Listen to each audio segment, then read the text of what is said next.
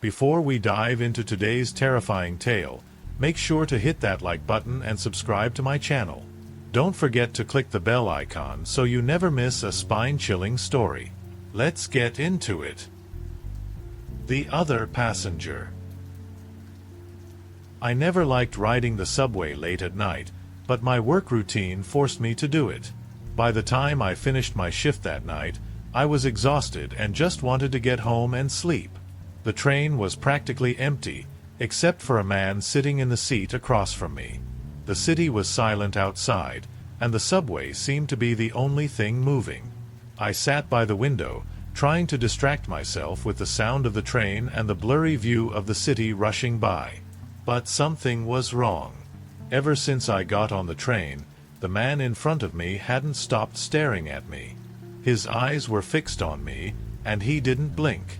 I tried to ignore him, focusing on something else, but the feeling of being watched was getting stronger and stronger.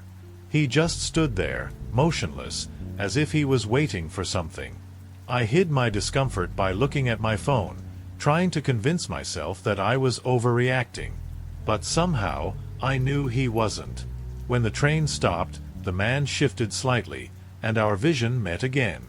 I felt cold inside, but I still tried to convince myself that he was just another strange passenger. But then, he shifted again. Not in a normal way, but in an almost imperceptible way. He wasn't in front of me anymore. I didn't know how he moved so quickly, but now he was sitting right next to me, just a few inches away. It wasn't like he got up and moved, he was just there. I froze. Time seemed to have slowed down. His gaze, still fixed, was more intense than before, and I felt a pressure in my chest, as if he were invading my mind, forcing me to look at him. I wanted to get up and move, but my body felt paralyzed, as if he had control over my every move. I wanted to scream, but something was stopping me. The train began to slow down. The stop was near. But before I could stand up, he leaned in slightly, bringing his face close to my ear, and whispered, in a hoarse voice, something I will never forget. "I see you." I didn't know what to do, but before I could react, the lights in the carriage flickered and, when they came back on, he was no longer there. I stood there, motionless, my body tense, the feeling of being watched not going away. The carriage was empty again, but that presence, that feeling that something was wrong, that he was still there, haunted me. I spent the rest of the journey home in a state of total bewilderment.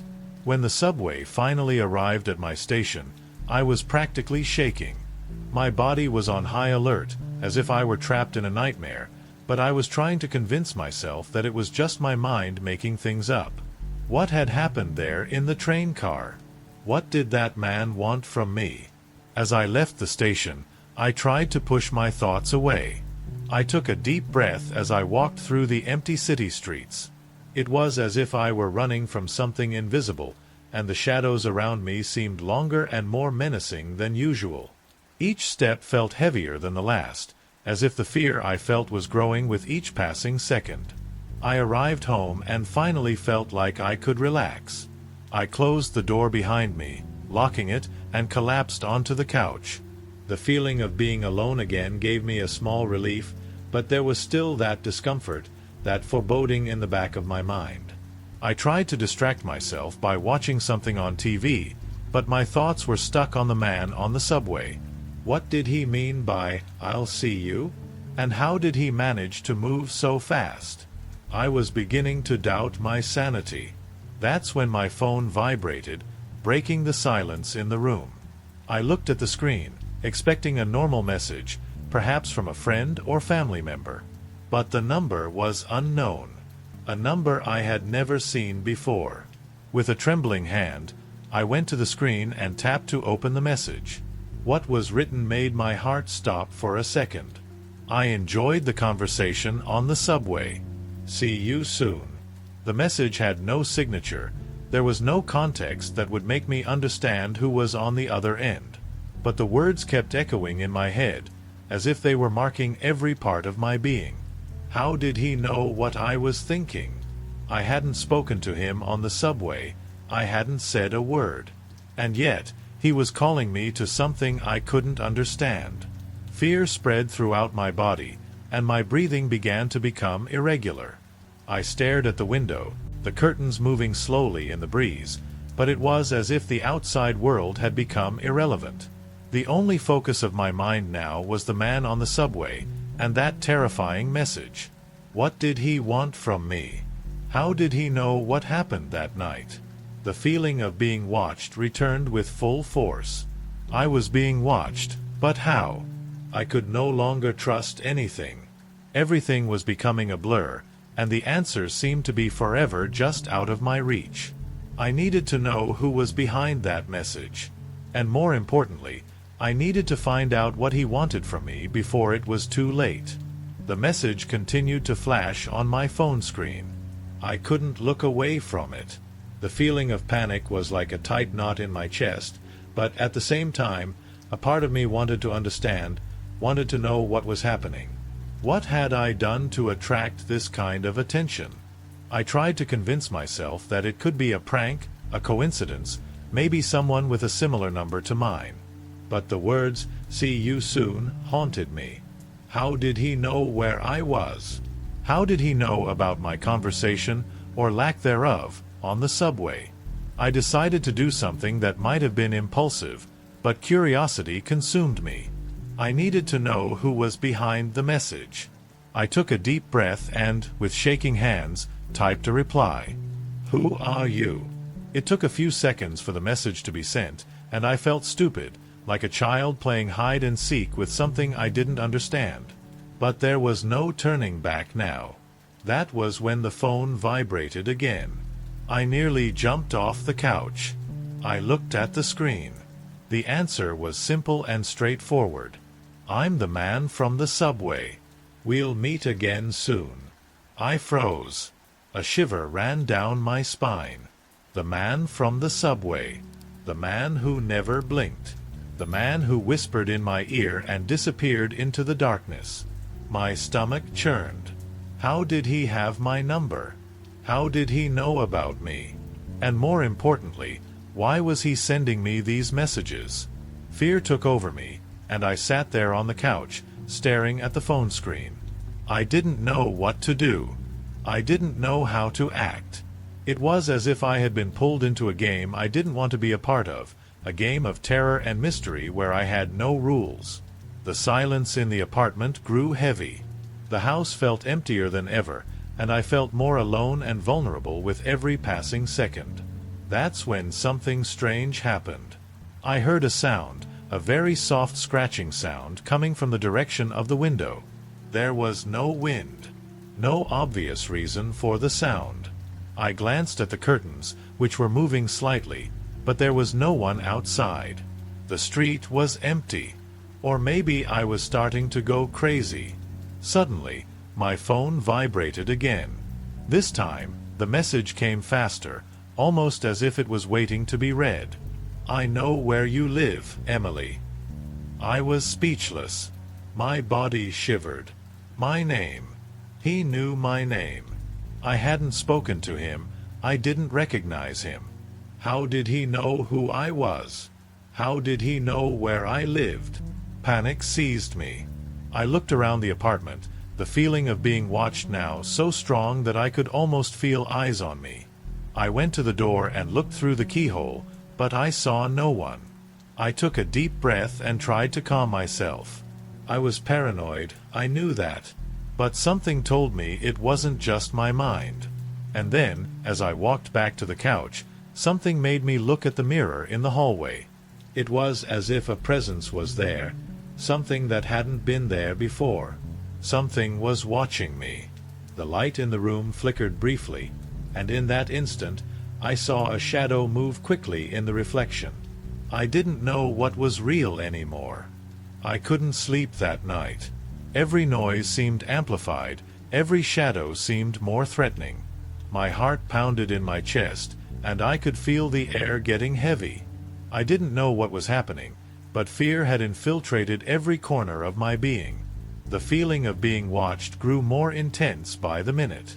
I tried to ignore the shadow I saw in the mirror, but the vision stuck in my mind, like an indelible stain. My reason told me to ignore it, that it was all a figment of my imagination, but terror screamed inside me, telling me that something wasn't right. The next day, I decided to take action. I needed to understand what was happening.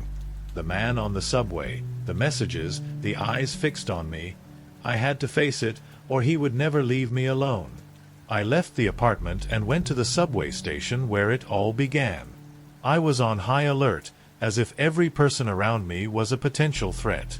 I glanced at the other passengers, trying to identify this strange man I never wanted to see again. But he wasn't there.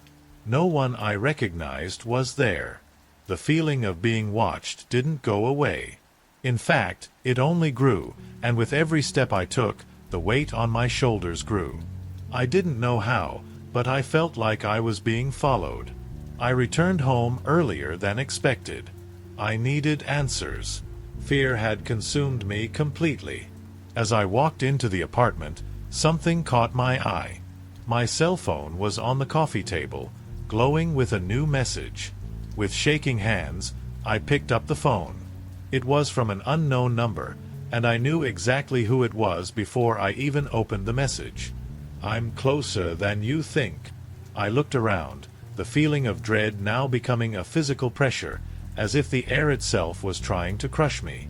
I didn't want to look in the mirror, but my eyes were drawn to it, as if something was pulling me.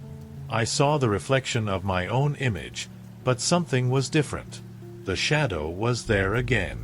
It wasn't in the mirror, but in me. I couldn't understand what was happening. My face, my expression, was distorted in a way that seemed not mine. Something was wrong. The way my own reflection looked at me, with those empty eyes and that crooked smile. It was as if the mirror was mocking me. And that's when I heard it. Something whispering, like a hoarse voice, coming from inside the mirror. It was the same voice I'd heard on the subway. That same voice that told me things I didn't understand, but that now seemed so close, so personal. "I see you." Panic took hold of me again. I took a step back, tripping on the carpet, falling backwards. I had to get out of there. I had to get out before it was too late. But when I looked at the door, the same shadow I'd seen in the mirror was there, just at the edge of my vision. Now I knew it wasn't a coincidence. I was being hunted, and there was no escape. The man on the subway, the presence watching me, it was all coming together in a web of terror that I didn't know how to break through. I tried to scream, but my voice was stuck in my throat. Fear had silenced me. That moment was the point of no return. I no longer knew what to do, how to escape, or how to face what was stalking me. The feeling of being watched had become oppressive. With every step I took, the air seemed thicker, as if it were closing in around me, imprisoning me. I could no longer distinguish where fear ended and reality began. I tried to do some research on that unknown number, but each attempt seemed more futile than the last. Nothing made sense.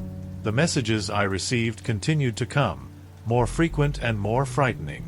That night, after trying to ignore what was happening and focus on work, my phone flashed again. It was another message from the unknown number. "I'm closer than you think." I couldn't breathe anymore. The words jumped into my mind like a scream, reverberating in the back of my head. I stared at my phone screen, feeling sweat drip down my forehead. I knew what was about to happen. I knew this was getting out of hand. And then the phone vibrated again. My heart nearly stopped. The next message was different from the others. It was short, to the point, and made me feel like I was trapped in a trap of my own making. "I'm with you, Emily. I never left." I turned my head to look around, but there was no one there. Just absolute silence and the fear that tightened in my chest. What was happening? The man on the subway? The mirror? What did he want from me? How did he know my name?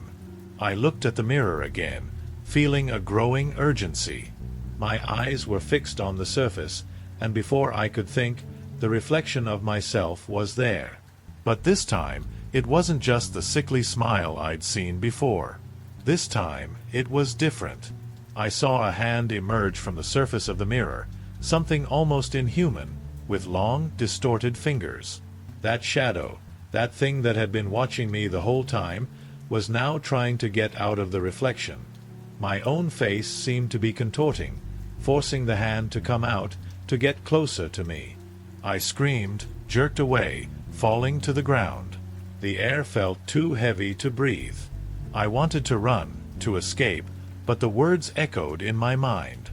I never left. Fear consumed me. The feeling that he was everywhere, that he was inside me, in my reflection, on my phone, in my own thoughts, crushed me. I was being hunted in a way I couldn't understand. And deep down, I knew there was no escape. The last thing I saw before I passed out was the mirror. The hand, with elongated, crooked fingers, reaching out further and further, until it finally touched the glass with a muffled sound. And the voice that tortured me, that called to me, echoed once more, this time inside my head, like an icy whisper. "See you soon." I knew it was too late. Voices in the wall.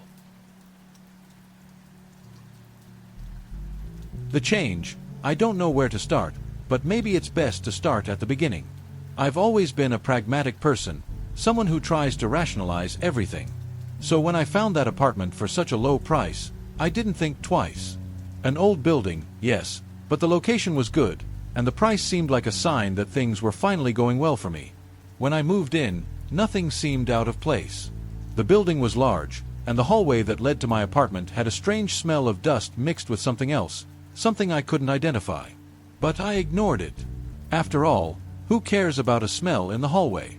The door to my apartment creaked open, as expected in an old building, but everything was clean and in good condition.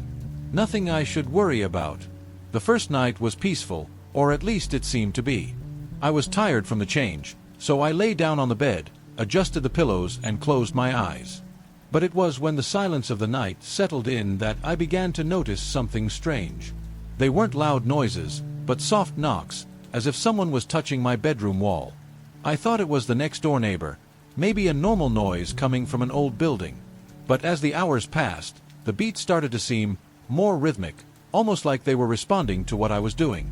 I closed my eyes once again, trying to ignore it. After all, who would have the courage to think that these knocks could mean something more? I was being rational, not one of those types of people who exaggerate anything strange. But the more I tried to sleep, the more the beats became clearer. They seemed to follow the rhythm of my breathing. At 3 a.m., they suddenly stopped. An absolute silence. I didn't feel relieved. In fact, I felt more restless. I didn't know what to think, so I did what anyone would do. I got up and walked into the hallway, trying to get a look at the other doors. Nothing. The lights were off and everything seemed calm, as it should be. I went back to bed, feeling foolish for leaving my bed at night. When I finally managed to sleep, I thought the knocking was just the stress of moving, or some plumbing noise. But the truth is, that night, I still felt like something was out of place. Something didn't feel right, but I was so tired I let it go.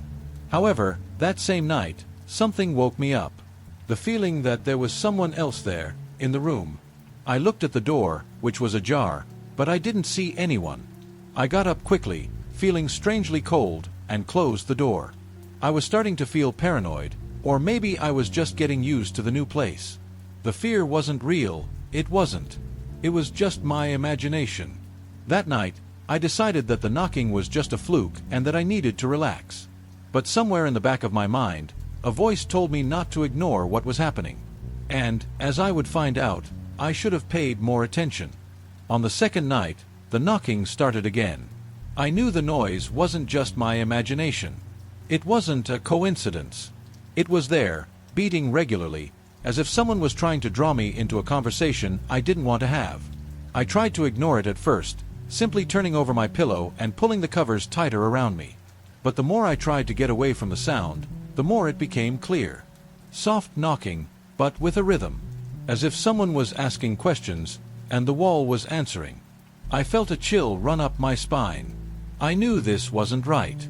So, before I could make a more sensible decision, I stood up again. I was irritated, maybe even scared, and I walked over to the wall next to the bed, where the sound seemed to be coming from. I placed my hand on the cool surface, trying to feel for a vibration. But there was nothing there.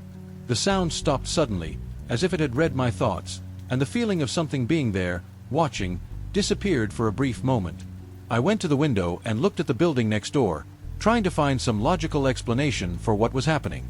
But the truth is, when I look back now, I realize that all of that was pointless. There was no one there. There was no one who could give me a reasonable explanation for what was happening. That night, I couldn't sleep.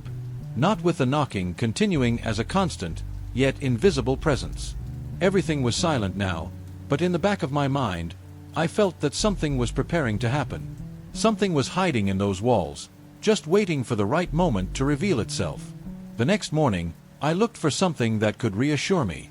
Maybe it was a rat infestation or a broken plumbing. But the building seemed in good condition. I tried to forget it, thinking that perhaps the change was making me more anxious than usual.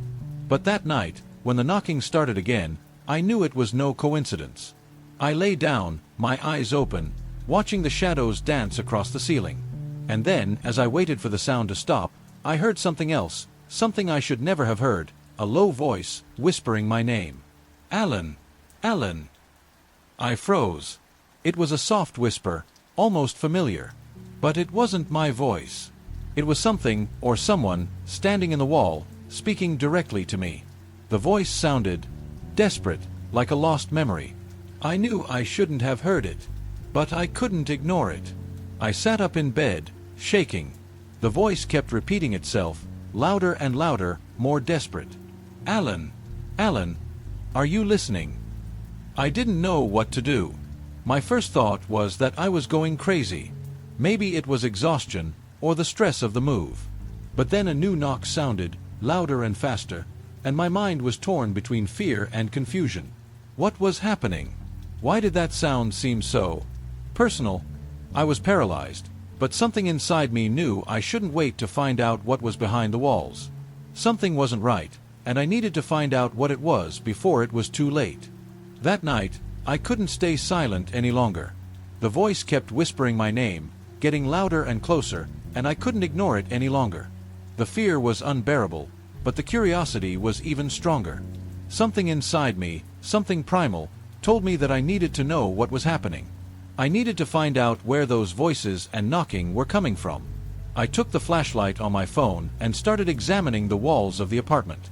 The sound was coming from the wall next to the bed, but now it seemed to also come from under the bed and even from the ceiling. My heart was beating faster, my body was tense, but I couldn't stop. I tried to focus, not letting myself be carried away by the growing panic. The knocking didn't stop, it was faster now, as if it were encouraging me to act. And then, I saw it. A small, almost invisible line on the wall. The texture of the wall seemed different, slightly irregular. At first, I thought it was just a paint chip, but when I leaned against it, I realized it wasn't. I pushed hard, and the wall gave slightly. My stomach churned, but I kept going. Something was pulling me there, and I couldn't stop. With a little more force, the wall opened. There was a small compartment hidden behind it, covered in years of dust and cobwebs. The light from the flashlight illuminated what was inside, and what I saw made me shiver to my core. Inside the compartment were several old photos. I crouched down to take a closer look. Each one showed a different person, but what made me freeze was the name written underneath each photo, Alan. I looked at them, one by one, trying to figure out what they meant. Some were photos of children, others of adults. Each one darker than the last. And all with the same words scrawled across them, as if someone wanted to show me something. Alan. The word echoed in my mind. I was mesmerized by them, as if an invisible force was forcing me to continue. But the most disturbing thing was the expression in the photos. Everyone looked sad, lost, or maybe like they were trapped, like they were staring right at me, waiting for me to do something. It was when I looked at the last photo that I felt the chill spread through my body. It wasn't just any photo. It was a photo of a man, older than the others. His face was blurry, but I could see enough to realize that he was looking directly at the camera. His gaze seemed piercing, familiar, like he knew me. My heart started beating faster. A sense of dread enveloped me. I tried to move away from the compartment, but something stopped me. I looked at the corner of the photo, and there, in the bottom right corner, was a word written in crooked, dirty handwriting. "He'll be back." I didn't know what else to do. How were these photos there? Who were these people? And most terrifying of all, how did this relate to me? Suddenly, I heard the sound again. It wasn't a whisper anymore. It wasn't a knocking anymore. It was a deeper noise, a low, menacing sound coming from the wall in front of me. I looked back at the compartment, and something told me that I shouldn't have opened that wall. Something told me that I had touched something I shouldn't have. The sound began to grow louder. It was like something was moving, crawling, on the other side. Like it was trying to get out. I felt a deep sense of dread. I knew something was coming, something that shouldn't be there. Something that was inside that apartment, and maybe had been there all along. I ran out of the compartment, locking the door behind me. My body was cold, but my mind was adrift. I knew I had just discovered something terrible. Something that was going to change everything. I couldn't sleep that night. Fear was consuming me. The images of the photos, with the names Alan scrawled across them, were still etched in my mind. But the scariest thing of all was what I had heard from the wall. The sound seemed to intensify as the minutes passed, and the more I tried to ignore it, the more real and palpable it became. As if the wall were alive, as if something was knocking, trying to break free. I spent the entire night sitting on the couch with the lights on, shaking and trying to rationalize what I had encountered. But there was no escape. The knocking started again. Faint, but clear. Now it seemed like it was everywhere, no longer confined to one wall. It was coming from under the bed, from above the ceiling, as if it were surrounding my apartment. I didn't know what to do anymore. The feeling of being watched was unbearable. At 3 a.m., as if some eerie clock had been triggered, the voice whispered again. It wasn't just coming from the wall anymore. No. Now, I could hear it inside my head. It was as if an invisible presence was watching me and, worse, trying to communicate with me. "Alan, Alan, please help me." I froze. My heart raced. The words didn't make sense. For a moment, I thought I was imagining it all. Maybe it was the stress. But no, there was no doubt. The voice was there, as clear as my own, as real as the air I breathed. I tried to get up, but my legs wouldn't respond. I was paralyzed with fear. The feeling that there was someone in the room with me was overwhelming. I looked around, my eyes fixed on every corner of the apartment, but there was no one. There couldn't be. The lights were on, I knew I was alone. Then the voice intensified, now almost a hoarse and desperate whisper, coming from inside the corridor wall. "Please, Alan, don't leave me here." I couldn't take it anymore. The pressure in my head, the growing anguish. I stood up at once, going to the wall where the compartment was hidden. I looked at the area where the wall had been opened, now feeling a strange attraction to go back there. Something was pulling me inside, a force that I couldn't resist. I closed my eyes and began to pull on the wall, as if something inside me knew I shouldn't do this. The knocking was louder now, as if something was trying to get out. Something was moving behind that wall, something that was waiting for me. I could hear the breathing, panting and hissing, getting closer and closer. When the wall opened, I expected to find more photos, maybe more clues. But what I found was much worse. Inside the compartment, there was nothing left but a mirror, covered in a thick layer of dust.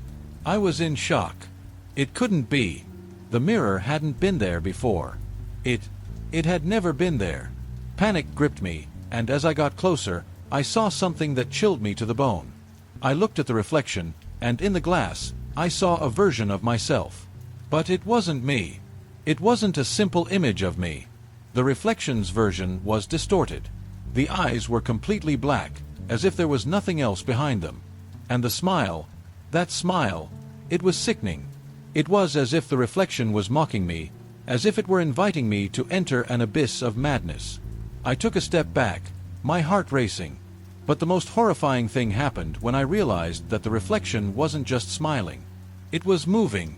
It was writhing, as if it were trying to break free from the surface of the mirror. My muscles were paralyzed, my vision blurred with terror. The reflection raised its hand, and I saw that it was calling to me. I ran away from the mirror, the sound of my heavy breathing filling the space of the apartment. I couldn't control my fear any longer. That thing in the mirror, that wasn't me. It was something else. Something that had been waiting for me. And now, it felt closer than ever. I slammed the compartment door shut and fell to the floor. The silence that followed was deafening, but I wasn't fooled. The voice, the knocking, and the reflection were still there, in the back of my mind, watching me, waiting for me. And I knew, with certainty, that I couldn't run anymore. I was paralyzed on the floor, unsure if I wanted to or could get up. That smile, the dark eyes, the hand extended in the mirror. I couldn't shake the image from my mind anymore. Everything around me seemed distorted, as if the apartment itself was becoming an extension of that cursed reflection. I knew something was wrong, but I could no longer tell what was real and what was a nightmare. Time seemed to have stopped. I sat there, on the cold floor, breathing heavily, trying to understand what had happened. I tried to rationalize. Maybe it had all been a hallucination. Maybe the stress was affecting my mind. But a part of me knew, with absolute certainty, that this wasn't normal. The thing in the mirror wasn't my mind playing tricks on me. No, this was real. When I managed to get up, something inside me urged me to look at the mirror again. I knew I had to run, get out of there, never look at that place again. But I couldn't resist. An invisible force was pulling me in, and before I knew it, I was facing the mirror again. My hand trembled as I touched the cool surface of the glass. And that's when I realized that the reflection was different. I could see the version of myself inside the mirror, but it wasn't smiling anymore. Its eyes were fixed on me, empty, lifeless. It was watching me with a frightening intensity, as if it knew I was about to do something irrevocable. I didn't know what to expect. I didn't know what would happen if I went any deeper into that mirror, if I allowed that thing to come out. But something inside me already knew. I no longer had control. When my hand touched the glass, I felt a pressure against my palm. And then, the mirror began to distort, as if it were melting. But it wasn't the glass that was melting. It was the space around it, as if the air itself was being sucked into it. I tried to pull my hand away, but it was too late. The thing in the reflection was now in front of me, a cruel smile taking shape as its eyes, the black eyes, stared at me with an insatiable hunger. I tried to scream, but no sound came out of my throat. I tried to pull away, but the mirror seemed to trap me, as if it had swallowed me. In the reflection, I saw my body contorting, as if I were a puppet being manipulated by invisible strings. The sensation of being pulled into the surface of the mirror was indescribable, an icy chill that spread through every cell of my body. I was being dragged to a place that was no longer real, where what was reflected in me was no longer me. It was the monster that inhabited the mirror, that being that I had felt watching me from the first moment. I closed my eyes, but I could not escape. The weight of the presence inside the mirror grew stronger and stronger, until I finally succumbed to what was happening. When I opened my eyes again, I was no longer in my apartment. I was no longer in any familiar place. I was in a dark, empty place, where the walls were slowly closing in around me, as if they were imprisoning me. I tried to scream, but the sound was muffled. And then, a voice, the same one I had heard from the beginning, whispered, "Now, you are mine." I no longer knew where reality ended and the nightmare began. All I knew was that I had fallen into the reflection, and that the reflection was now my reality. The stranger in the room. I always thought I was safe in my apartment. It's a small place, one bedroom, one bathroom, nothing fancy, but it's mine. After a long day at work, I'd come home, make some tea, and unwind with a book or a mindless TV show. It was quiet, peaceful. But that changed a few months ago. It started with small things. At first, I thought I was just being careless. I'd leave my keys on the kitchen counter, only to find them on the coffee table the next morning. Sometimes the bathroom door, which I always keep open, would be shut when I got home. Little things like that. Annoying, but easy enough to explain away. Stress, fatigue, forgetfulness. Then I started noticing the smell. A faint, musty scent that would come and go. It reminded me of damp clothes left too long in the washer. I scrubbed the floors, took out the trash more often, lit candles, but it wouldn't go away. At night, it was worse. The smell seemed to settle in the air, heavy and stale. And the sounds. God, the sounds. Creaking noises in the walls, the occasional soft thud, like something shifting just out of sight. I told myself it was the building settling. Old pipes, maybe. But deep down, I knew it wasn't.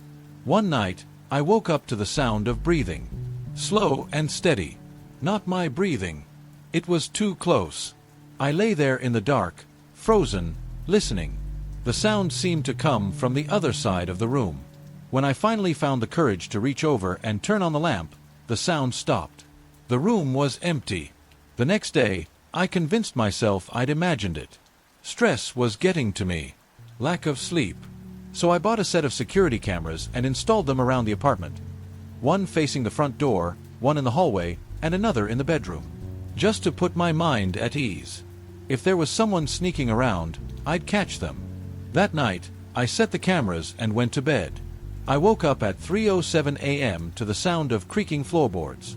My heart was pounding as I reached for my phone and pulled up the live feed from the camera in my bedroom. There was nothing there. But the breathing, it hadn't stopped. I barely slept after that night. I stayed awake, clutching my phone, staring at the camera feed even though there was nothing there. Just the dim glow of the streetlights filtering through the blinds and the quiet hum of the night. But I could feel it, that horrible sensation of being watched. The next morning, I checked the camera recordings from the night before. My hands were shaking as I scrolled through the timeline, looking for any sign of movement. Around 3:07 a.m., the screen flickered, just for a second, and then the image stabilized. That's when I saw it. The camera in the hallway showed the bedroom door slowly creaking open. The handle turned on its own.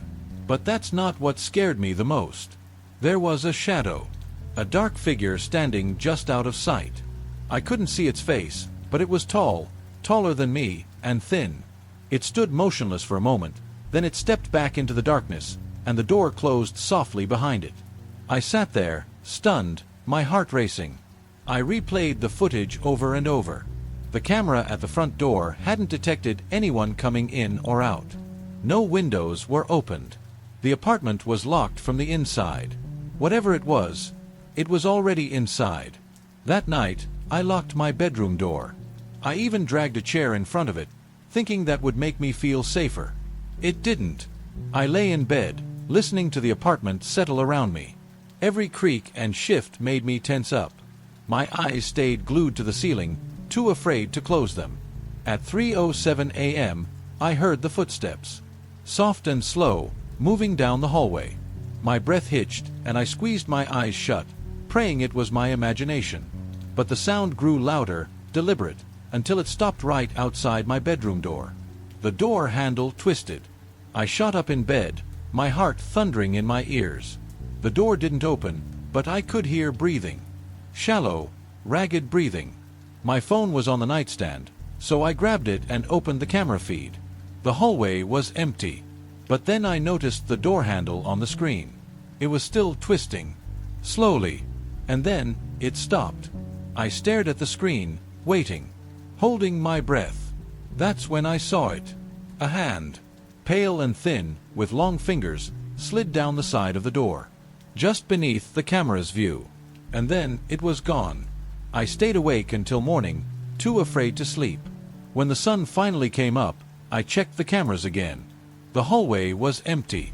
The door was still locked. But when I stood up and walked toward the door, I saw it. Scratches on the wood. Long, jagged scratches, like someone had been trying to claw their way in. I tried to convince myself it was just my nerves. Maybe I was imagining things. The scratches on the door could have been from something else. Maybe an old nail, or the door settling. But deep down, I knew it wasn't that. It was too deliberate.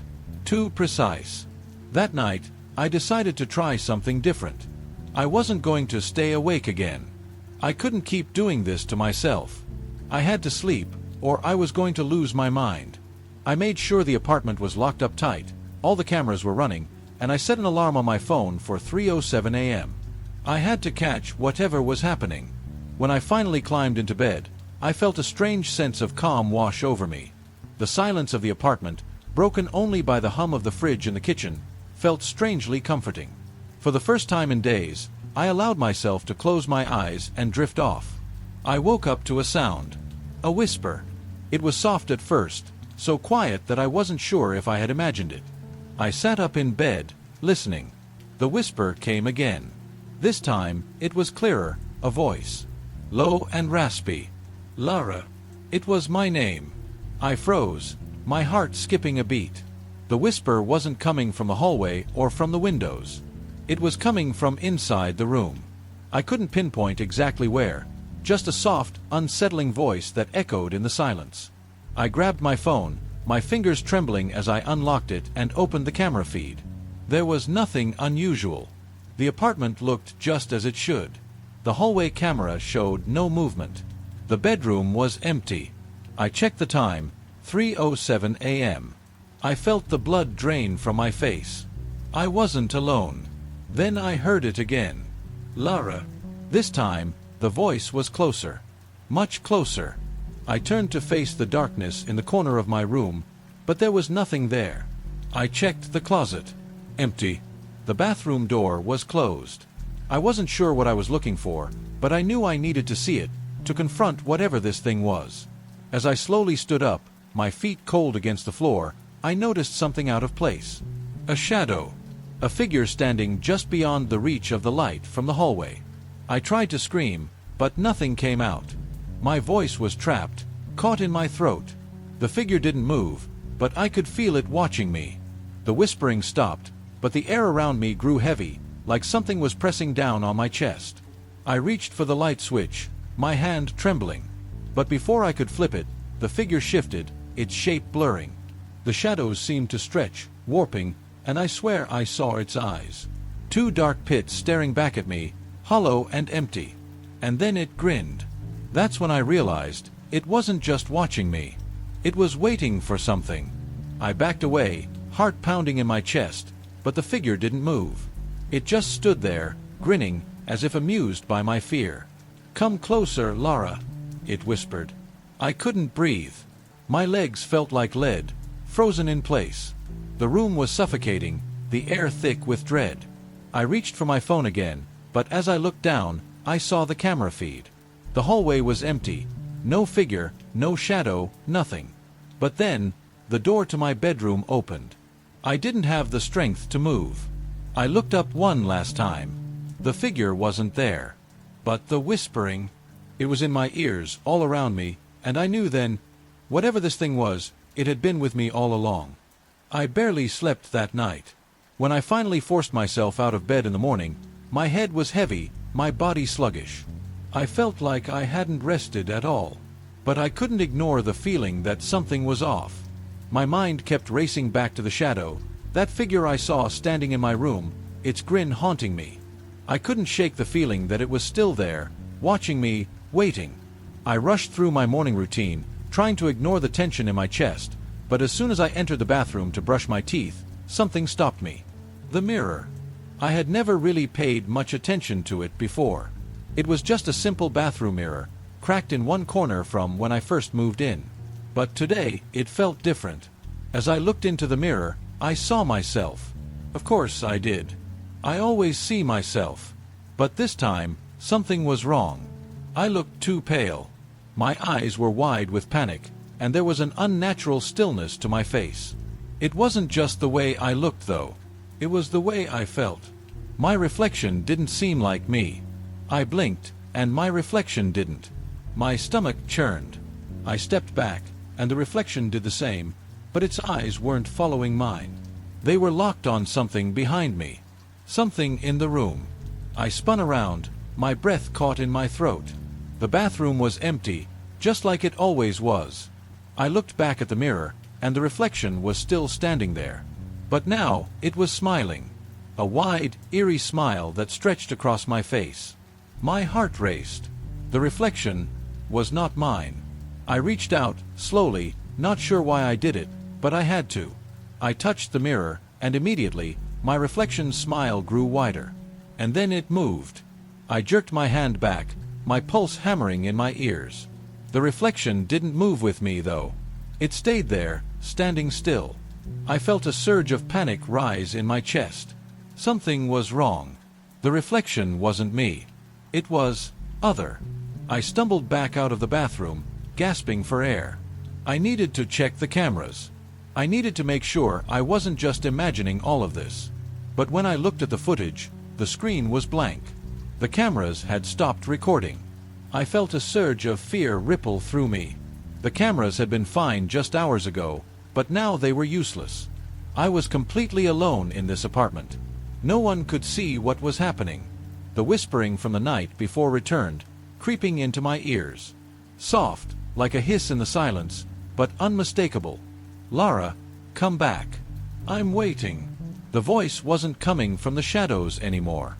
It was coming from the mirror. I ran back to the bathroom, but this time, I didn't stop. I didn't dare look into the mirror. Instead, I turned on the faucet, splashing cold water on my face, hoping it would clear my mind. When I looked back up, I was terrified of what I might see. But the reflection wasn't mine.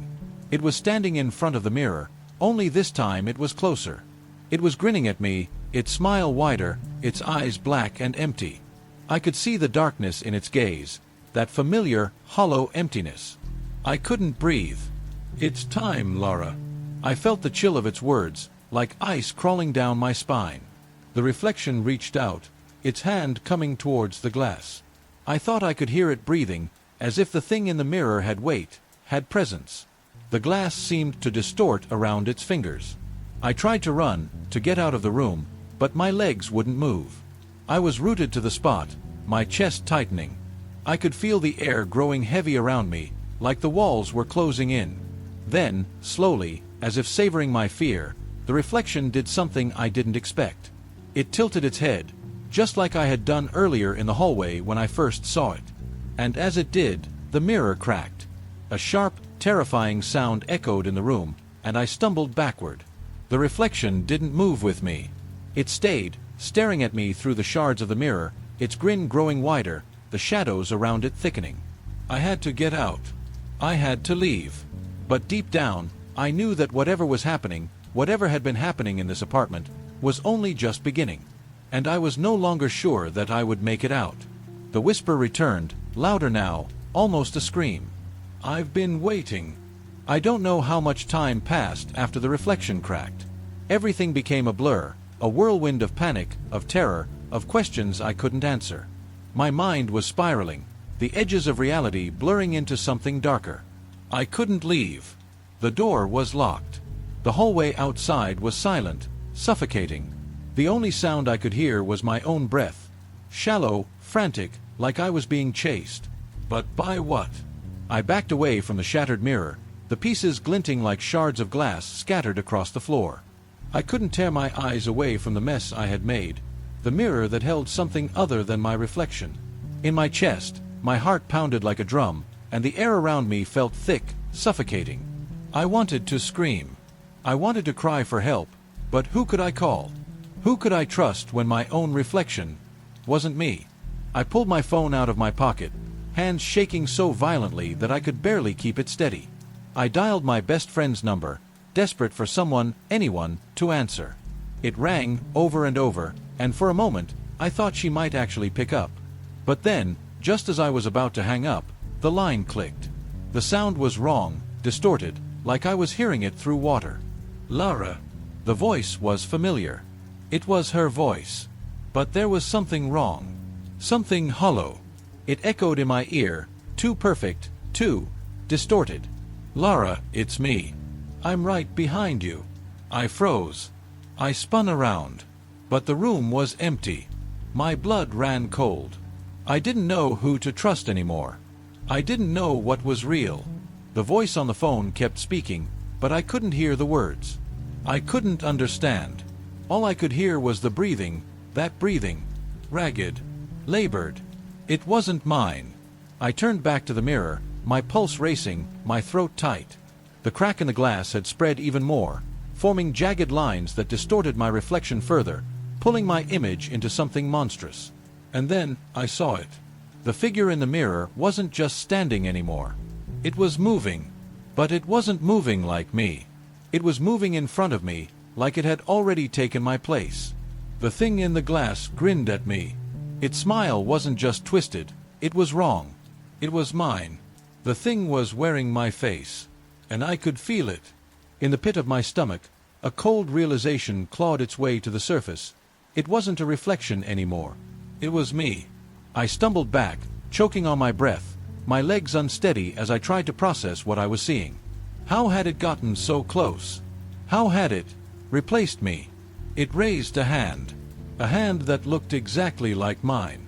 And then, as if it could hear my thoughts, it whispered the words I had dreaded for so long. "It's time." Suddenly, the mirror's shattered glass seemed to pulse, almost alive, vibrating in a rhythm that matched my heartbeat. The pieces shifted on the floor, pulling themselves together, as if the reflection were calling to them. I tried to move. I tried to run, but I couldn't. My feet were rooted to the ground, frozen in place by fear, by the weight of what was happening. And then, something shifted in the room. The air grew colder. I could feel it creeping into my skin, chilling me from the inside out. The thing in the mirror, the thing that was wearing my face, stepped out. It didn't walk through the glass. It didn't need to. It just was. I screamed, but the sound was muffled, as if my voice was trapped inside my own head. The thing that had taken my place smiled. It was me, but it wasn't.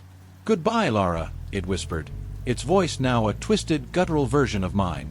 And then, with one last mocking smile, it stepped forward. I felt a coldness wrap around my heart. And just like that, everything went black. When I woke up, everything was silent. The apartment was still. I reached out for my phone, but when I looked into the screen, I saw something that made my blood run cold. It wasn't my reflection looking back at me. It was hers.